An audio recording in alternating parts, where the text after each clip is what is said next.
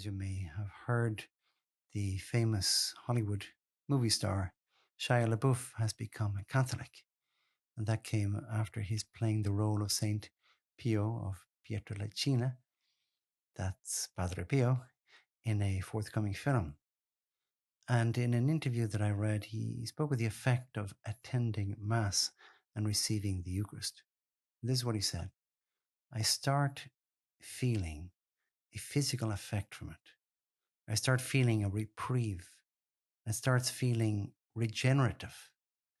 And I start enjoying it to such a degree I don't want to miss it ever. And they're very striking words. And what he says here about the Mass, I think, applies to all forms of prayer. It is regenerative. It's a great line. It's a great word.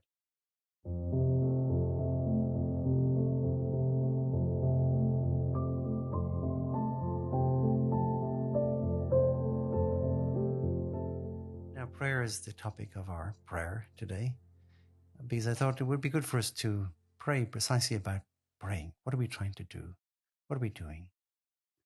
Let's look at Jesus as he prays.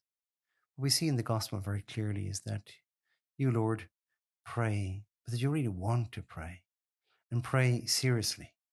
We're told in the gospel how, for example, at one point you are with large crowds and you dismiss the crowds in the early evening, and then you go up into the hills by yourself to pray. And when evening comes, you are there all alone. Other times we hear of Jesus spending the entire night off in the hills praying by himself. So we see that you, Jesus, really want to be alone, or rather alone with your Father, that you really need these times of intense conversation with your Father in heaven. Now, another thing that's very clear is that the apostles are intrigued by the prayer of Jesus.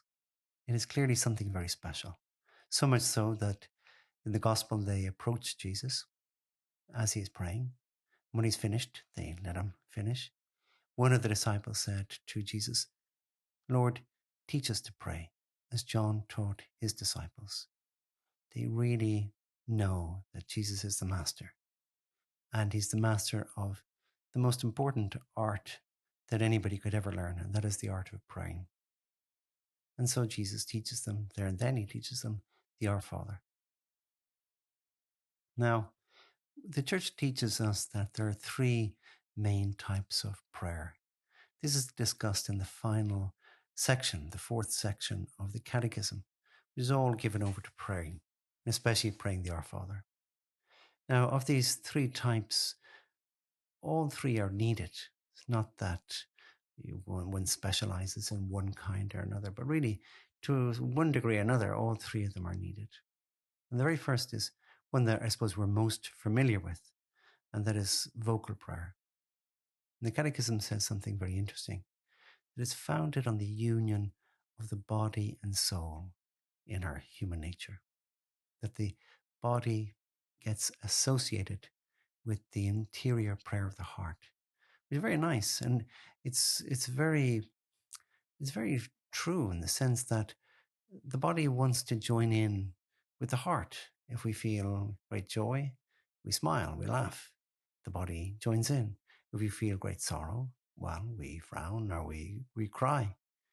Again, so the body is associated with whatever's happening in the heart, and that applies equally to praying. We pray that vocal prayer, the Our Father, that Jesus taught us. We pray the Hail Mary. We pray those prayers with the Glory Be in the Rosary, for example. And that repetition is clearly a good thing. There's nothing wrong with it. Repeating again and again words that we've learned from Jesus himself, or from an angel, or wherever it might come from. The second kind of prayer is meditation. Really, that's what we're doing now. And it involves ideas, images, emotions. That's what the Catechism says, that it's a prayerful quest that engages all these things, our thinking, our imagining, our feeling, our desiring. A prayerful quest. the final kind of prayer is contemplative prayer. And that is, according to the Catechism again, the simple expression of the mystery of prayer. And it calls it a gaze of faith fixed on Jesus. And I suppose the easiest way to understand this is when you think of lovers gazing at each other. They just look. And in those kind of moments, words would only get in the way. You're kind of gone beyond words. Now, lovers don't always just gaze at each other. Very often they talk and they're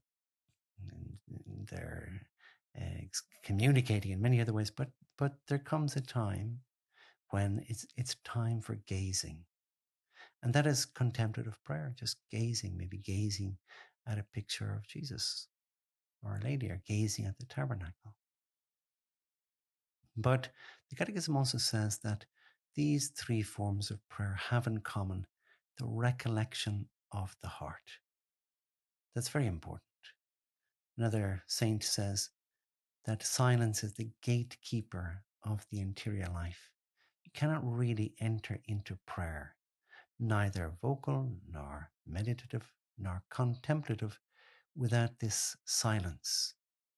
Let's resolve not to have our hearts scattered in 100 different places as we come to pray. Recollection, so important, the gatekeeper of the interior life.